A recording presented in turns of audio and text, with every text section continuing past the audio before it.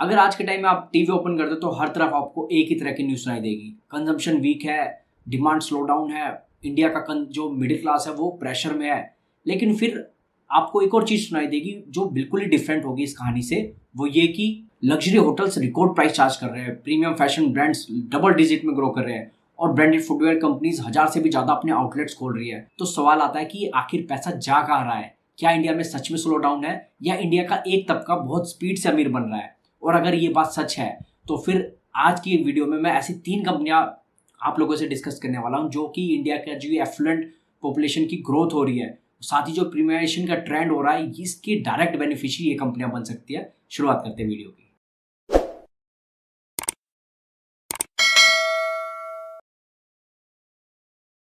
दोस्तों वीडियो की शुरुआत करूं उससे पहले बता दूं, my name is Hardeep Singh, I am a SEBI registered research analyst और हमारी स्टॉक रिकमेंडेशन सर्विस लाइव है और अभी के टाइम पे इस पे 20% का डिस्काउंट चल रहा है। तो अगर आप रिसर्च बैक्ड स्टॉक रिकमेंडेशन चाहते हैं तो आप इस डिस्काउंट ऑफर में, जो कि 10 जून तक है, आप इसमें इसका बेनिफिट उठा सकते हैं।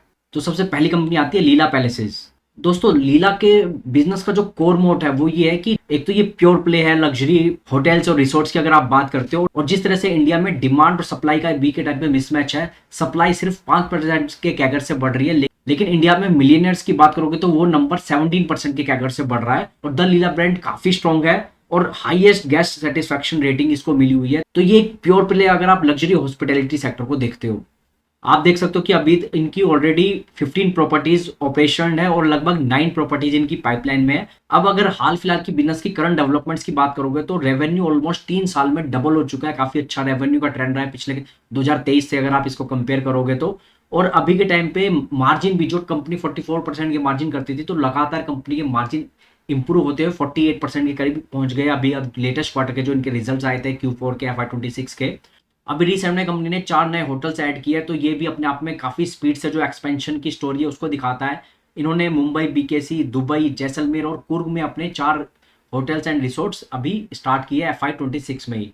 साथ में अभी हाल में ही लिस्टिंग हुई थी कंपनी की, तो लिस्टिंग से जो पैसा आया था कंपनी ने काफी ज्यादा अपना डेट कम किया है। अभी के टाइम पे जो डेट पहले लिस्टिंग से पहले 2500 करोड़ के करीब था वो 1270 करोड़ का रह गया। और यही वजह थी कि जो Q4 के नंबर आए थे तो उसमें इंटरेस्ट कॉस्ट जो इनकी सेव हुई उसके चलते काफी ज्यादा बड़ा जंप पैट में देखा गया। अब बात कर लेते हैं कि कंपनी में अब आगे के ग्रोथ के ड्राइवर्स क्या है। तो सबसे पहले तो ये है कि जिस हिसाब से एस्पिरेशनल डिमांड बढ़ती जा रही है इंडिया में, अगर आप बात करोगे मिलेनियर्स हाउस होल्ड की इंडिया में, तो 18% के कैकर से वो ग्रो हो रहे हैं। तो बहुत स्पीड से जो ज्यादा रिच है वो और ज्यादा रिच बनते जा रहे हैं। और डिमांड सप्लाई का तो जो गैप मैंने आपको बताया था कि लग्जरी सेगमेंट में अभी भी जो होटल्स आ रहे हैं वहां पर सप्लाई साइड में सिर्फ अभी 4.5% के कैगर से ग्रो हो रही है। तो यहाँ पर जो डिमांड है वो बहुत ज्यादा है लेकिन सप्लाई उतनी आ नहीं रही है। और जिस तरह से लीला ने अपने आप को भी दुबई में भी इन्होंने अभी FY26 में अपना होटल ओपन किया, तो ये अपने आप को इंटरनेशनल एक्सपेंशन की तरफ भी फोकस कर रहे हैं। तो एक छोटी कंपनी जिसका मार्केट कैप अभी सिर्फ 14,000 करोड़ का है, तो वो बहुत स्पीड से अपने आप को एक लग्जरी हॉस्पिटैलिटी इंडस्ट्री में एस्टेब्लिश कर रही है। तो ये काफी बढ़िया बात मुझे लगी कंपनी के बारे में। अब अगर इस बिजनेस के कुछ की मॉनिटरेबल्स की मैं आपसे बात करूं तो सबसे पहले तो यही होगा कि एवरेज डेली जो रेंट है इनका वो किसी स्पीड से बढ़ सकता है। और साथ में जो अभी जियोपॉलिटिकल टेंशन चल रहे हैं तो इनके बिजनेस पे भी इनडायरेक्टली हिट लगता है ऑक्यूपेंसी को थोड़ा हिट लगता ही है। मैनेजमेंट ने उस बात को हाईलाइट किया है। तो आगे चल के वो ट्रेंड कैसा रह सकता है वो चीज देखने वाली होगी, इन्वेस्टर्स को मॉनिटर करना होगा। अगर कंपनी के फंडामेंटल्स आप देखोगे तो 14,000 करोड़ का मार्केट कैप है, P मल्टीपल 34 का है, ROC अभी थोड़ा 8-9% के करीब ही है इनका। 5 साल की प्रॉफिट ग्रोथ, क्योंकि लेटेस्ट लिस्टिंग है तो इतनी अवेलेबल नहीं है data. Free cash flow negative है क्योंकि एक्सपेंशन स्टेज पे है company. Debt to equity comfortable है, 0.28 का डेट टू इक्विटी है। प्रमोटर होल्डिंग काफी स्ट्रॉन्ग है, 75% से ऊपर। और डिविडेंड यील्ड 0 है, कंपनी डिविडेंड देने में ज्यादा बिलीव नहीं करती है। और करंट प्राइस का चल रहा है 419 रुपीज का। वीडियो में दोस्तों आगे बढ़ूँ उससे पहले, जब भी मैं एजुकेशनल कंटेंट बनाता हूँ, कोई बिजनेस आइडिया पे बात करता हूँ, तो मेरा प्योर पर्पस होता है कि कुछ आपसे इंफॉर्मेटिव चीज शेयर करूं ताकि आप भी उस बिजनेस के बारे में और स्टडी कर सके। इस वीडियो के थ्रू कोई भी बाय सेल रिकमेंडेशन मैं नहीं दे रहा हूं। अब बढ़ते अपने अगले स्टॉक पर, अरविंद फैशन। दोस्तों अगर आप अरविंद फैशन को देखते हो तो अरविंद फैशन स्ट्रॉन्ग ब्रांड बन के उभर रहा है। डायरेक्ट टू कंज्यूमर मॉडल को अगर आप देखते हो और प्रीमियराइजेशन जो हो रही है लगातार ब्रांडेड अपैरल्स में, तो वहां पर फिर अरविंद फैशन जैसे प्लेयर को काफी ज्यादा बेनिफिट मिल सकता है। और ये कंपनी शुरू से ही हाई ROC और फ्री कैश फ्लो पे बहुत ज्यादा फोकस करती है। अगर आप लगातार इनकी कॉन कॉल सुनोगे तो वहां पर कंपनी का फोकस इसी तरफ रहता है। इस कंपनी के बिजनेस मॉडल को आप समझोगे तो कुछ ब्रांड इनके खुद के हैं और कुछ ब्रांड ये लाइसेंस के बेस पर रन करते हैं। तो दोनों ही तरह के बिजनेस मॉडल को कंपनी फॉलो कर रही है अपैरल्स में। हाल फिलहाल की करंट डेवलपमेंट में आपसे बात करूं तो FY26 में लगभग 14% से टॉप लाइन ग्रोथ की है कंपनी की। EBITDA margin expansion 40 basis point से देखा गया है। पैट में भी अच्छी खासी 62% की ग्रोथ आई है। और जो डायरेक्ट चैनल का कंट्रीब्यूशन है लगभग 56% हो चुका है अभी की टाइम पे जो टोटल सेल में। और जो इनका B2C चैनल है वो काफ़ी स्पीड से ग्रो कर रहा है। 40% से ज़्यादा की ग्रोथ FY26 में देखने को मिली है। और अभी के टाइम पे इन्होंने 50 EBO स्टोर्स अपने Q4 में ऐड किए। अब यहाँ से अरविंद फैशन में क्या ग्रोथ के ट्रिगर्स हो सकते हैं, तो सबसे पहले तो प्रीमियमाइजेशन की जो मैं थीम बोल रहा हूँ कि अब लोग ब्रांडेड कपड़े की तरफ ज़्यादा जा रहे हैं। जैसे जैसे इंडिया के जो एफ्लुएंट है वो उनका फोकस जा रहा है कि अब वो नॉन ब्रांडेड की बजाय ब्रांडेड क्लोथ्स को पहनने में ज़्यादा प्रेफर करते हैं। और ख़ास तौर पे जेन ज़ी इस बात में बहुत ध्यान रखता है कि वो क्या पहन रहा है, कहाँ खा रहा है, कहाँ रह रहा है। इस चीज़ पर उसका बहुत ज़्यादा फोकस होता है। साथ में अगर अरविंद फैशन का जैसे मैंने आपको बताया कि लगातार इनका D2C का जो चैनल है वो बहुत स्पीड से ग्रो कर रहा है। और स्ट्रॉन्ग ब्रांड होने के साथ साथ लगातार मार्केट शेयर भी ये अरविंद फैशन अपने पीयर से गेन करता जा रहा है। और मैनेजमेंट का भी कहना है कि लगभग 15 से 18% के करीब ग्रोथ का गाइडेंस उन्होंने दिया है। और लगातार वो अपने मार्जिन को भी बोल रहे हैं कि हम इंप्रूव करते चले जाएंगे। लेकिन यहाँ पर आपको क्या मॉनिटर करना चाहिए, तो जब भी स्टोर्स की बात होती है तो लाइक टू लाइक ग्रोथ को आपको देखना चाहिए। साथ में अभी के टाइम पे जो जियोपॉलिटिकल टेंशन चल रही है तो उसकी वजह से इनकी RM कॉस्ट पे काफ़ी ज़्यादा इंपैक्ट पड़ रहा है। जो क्रूड रिलेटेड इनका RM है वहाँ पर इंपैक्ट पड़ता दिख रहा है। तो वहाँ से थोड़ा सा मार्जिन पे कंपनी कब तक अपने मार्जिन को मेंटेन कर पाएगी या फिर सिलेक्टिव प्राइस हाइक लेगी, वो कुछ देखने वाली बात होगी। आगे चल के इन्वेस्टर्स को क्वार्टरली बेसिस पे उसको मॉनिटर करना पड़ेगा। अगर अरविंद फैशन के फंडामेंटल्स आप देखोगे तो मार्केट कैप 6271 करोड़ का है, P मल्टीपल 46 का, ROC 19%, 5 साल की प्रॉफिट ग्रोथ लगभग 17% की है। फ्री कैश फ्लो कंपनी अभी जनरेट नहीं कर रही है। डेट टू इक्विटी 1.42 का है। डेट देख के आप थोड़ा सा कंफ्यूज मत होना, लीज लाइबिलिटी रहती है यहाँ पर। डेट है कंपनी पे लेकिन इतना नहीं है जितना आपको दिख रहा है। तो लीज लाइबिलिटी के चलते ये डेट थोड़ा आपको हायर साइड दिख रहा है, जो कि एक अकाउंटिंग प्रोसीजर है। उसको डेट उसका मेन डेट से लेना देना कुछ ज़्यादा नहीं है। प्रोमोटर होल्डिंग 35% की है। डिविडेंड कंपनी ज़्यादा देती नहीं है। करंट प्राइस का चल रहा है 469 रुपीज़ का। बढ़ते अगली कंपनी को, वो है मेट्रो। अगर आप branded multi brand footwear industry में आप देख रहे हो तो फिर मेट्रो का नाम आपने सुना ही होगा।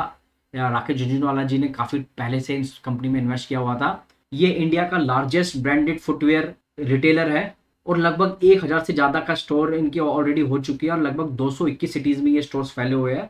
और इनका स्ट्रॉन्ग फोकस प्रीमियम और मिड प्रीमियम फुटवेयर पे रहता है। ये कंपनी भी मल्टी ब्रांड मॉडल पे काम करती है और कुछ ब्रांड इनके खुद के हैं और कुछ ब्रांड ये लाइसेंस बेसिस पे काम करते हैं। और आप देख सकते हैं कि डिफरेंट कैटेगरी के कस्टमर्स को ये टारगेट करते हैं और मेन टारगेट इनका premium to mid premium segment ही रहता है। और इनका प्राइस रेंज भी आप देखेंगे अगर तो 2000 से लेके 12000 तक के भी शूज़ इनके मिल जाएंगे आपको, अगर आप मेट्रो ब्रांड्स की बात करोगे।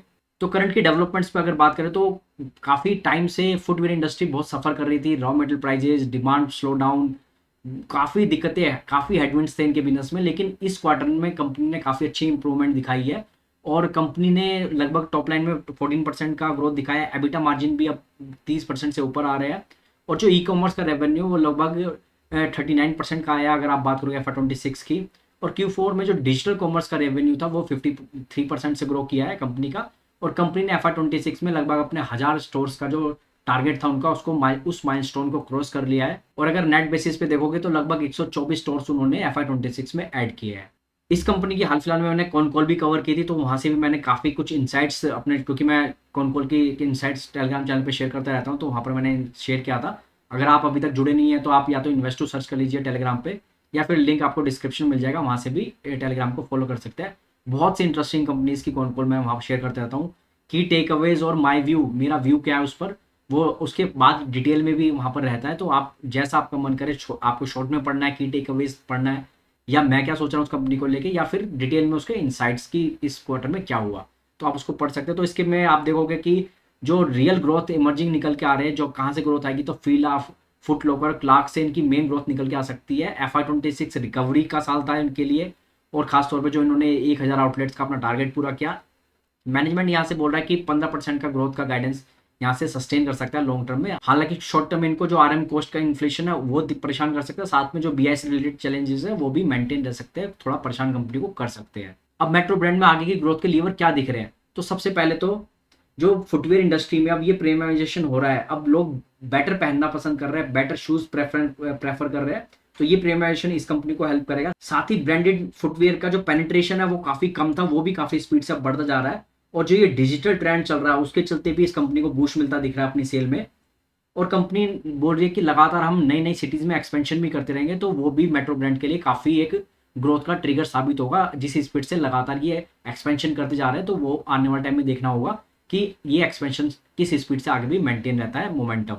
अगर मेट्रो ब्रांड के फंडामेंटल्स आप देखोगे तो लगभग 27,000 करोड़ का मार्केट कैप है, पी मल्टीपल 67 का है, ROC 20% से ऊपर है, 5 साल की प्रॉफिट ग्रोथ 43% का है, फ्री कैश फ्लो 335 करोड़ का है, डेट टू इक्विटी 0.79 आपको दिख रहा है, लेकिन वर्चुअली डेट फ्री कंपनी है। ये जो आपको डेट दिख रहा है वो लीज लाइबिलिटी का है, जैसा मैंने आपको बताया था कि वो अकाउंटिंग स्टैंडर्ड्स को मेंटेन करते के लिए शो करना पड़ता है, अदरवाइज कंपनी पे कोई डेट नहीं है अभी के टाइम पे। प्रोमोटर होल्डिंग 71% का है, डिविडेंड यील्ड आधा % का है, और करंट प्राइस का चल रहा है 1,023 रुपये का। अब मेरा फाइनल थॉट क्या है, तो दोस्तों अगर आप ध्यान से देखेंगे, लीला होटल्स, अरविंद फैशन और मेट्रो ब्रांड्स तीनों ही अलग इंडस्ट्री से है, लेकिन तीनों एक ही ट्रेंड पर बैट कर रहे हैं, इंडिया की प्रीमियमाइजेशन की स्टोरी। एक कंपनी लग्जरी एक्सपीरियंस बेच रही है, एक कंपनी प्रीमियम ब्रांड्स बेच रही है, और एक कंपनी लाइफस्टाइल अपग्रेड बेच रही है। आज मार्केट का फोकस कंजम्पशन स्लोडाउन पे हो सकता है, लेकिन हिस्ट्री बताती है कि इन किसी भी कंट्री में जब भी वेल्थ क्रिएट होती है तो सबसे पहले प्रीमियम कैटेगरी आउट परफॉर्म करती है। इसलिए मेरे लिए इंपॉर्टेंट सवाल ये नहीं है कि नेक्स्ट क्वार्टर कैसा होगा, इंपॉर्टेंट सवाल ये है कि अगले 10 साल में इंडिया की एफ्लुएंट पॉपुलेशन कितनी बड़ी होगी, और अगर वो सिग्निफिकेंटली बड़ी होती है तो फिर ये तीनों प्लेयर उस ट्रेंड के डायरेक्ट बेनिफिशियरी बन सकते हैं। तो मुझे आपकी कमेंट का इंतजार रहेगा कि इन तीनों कंपनियों में से आपको कौन सी कंपनी इंटरेस्टिंग लगी और जिसके बिजनेस को आप और ज़्यादा डिटेल में स्टडी करोगे। तो आज की वीडियो में दोस्तों इतना ही। साथ में जो वो 20% का डिस्काउंट है वो 10 जून तक है, तो अगर आप स्टॉक रिकमेंडेशन सर्विस में अवेल करना चाहते हैं ऑफर के साथ, तो फिर 10 जून से पहले आप सर्विस को ज्वाइन कर सकते हैं। डिस्क्रिप्शन में आपको हमारे वेबसाइट का लिंक मिल जाएगा, या फिर हमारे व्हाट्सएप पे कॉन्टैक्ट कर सकते हैं अगर आपकी कोई क्वेरी है ज्वाइन करने से पहले। आज की वीडियो में इतना ही। Thank you so much.